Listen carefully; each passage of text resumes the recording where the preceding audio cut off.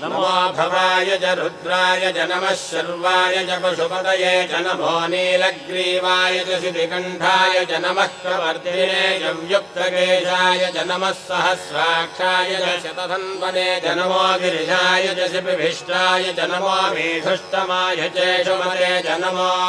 ह्रस्वाय च वामनाय च नमो बृहते च वर्षीयसे च नमो वृद्धाय च संवृद्धने च नमो अग्र्याय च प्रथमाय च नमो आशवे चाजिराय च नमः शीघ्रियाय च शीभ्याय च नमः ऊन्याय चावस्वन्याय च नमः स्रोतस्याय च दीप्याय च